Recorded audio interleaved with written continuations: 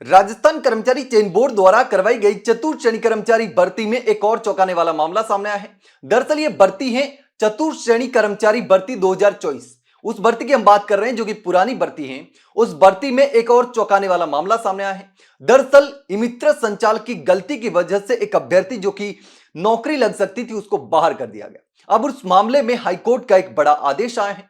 दरअसल इमित्र संचालक ने तलाकशुदा अभ्यर्थी को तलाकशुदा न दर्शाते हुए सामान्य दर्जा दिया, जिसकी वजह से वो तलाकशुदा कोटे से बाहर हो गई।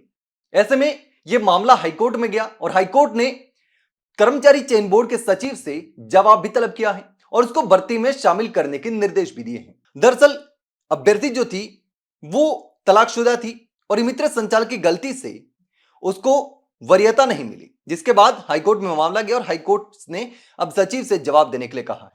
अब जो अभ्यर्थी थी उसको भर्ती प्रक्रिया में शामिल करने के निर्देश भी दिए हैं। अदालत ने यह निर्देश रोशनी की याचिका पर प्रारंभिक सुनवाई करते हुए दिया है।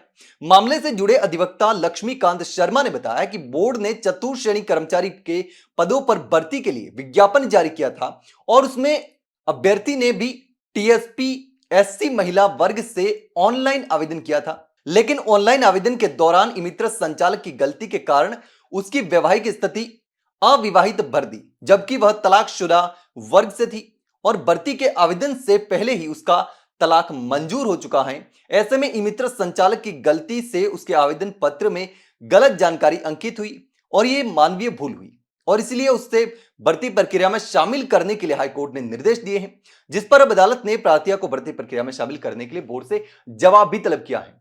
तो ऐसे में यह पूरा जो मामला है, एक इमित्र संचालक की गलती से कितना बड़ा जो होता है अभ्यर्थी का नुकसान हो सकता है, ये इस एग्जाम्पल से समझा जा सकता है।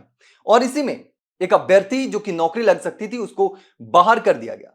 अब हाईकोर्ट में मामला गया और हाईकोर्ट ने उसको भर्ती में राजस्थान कर्मचारी चयन बोर्ड को आदेश दिया है कि उसको भर्ती में शामिल किया जाए, उसको नौकरी दी जाए और जवाब भी मांगा है कि उसको बाहर क्यों किया गया।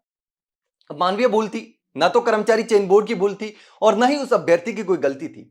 सिर्फ और सिर्फ एक गलती थी तो इमित्र संचालक की, जिसने तलाकशुदा को अविवाहित बता दिया और अविवाहित बताने के कारण उसको उसका फायदा नहीं मिल रहा था। ऐसे में अब ये जो भर्ती है जिसको लेकर के अभ्यर्थी को नौकरी में शामिल करने के लिए स्पष्ट तौर पर हाईकोर्ट ने निर्देश दिया और कर्मचारी चयन बोर्ड से जवाब भी तलब किया है। ऐसे में जब भी आप आवेदन करें तो आवेदन करते समय पूरी जो अपनी जानकारी है वो सही तरीके से चेक कर ले, मित्र संचालक के भरोसे ना रहे, वरना मित्र संचालक के भरोसे रहने पर ऐसी गलतियां हो सकती है और बाद में बड़ी दिक्कत का सामना करना पड़ सकता है।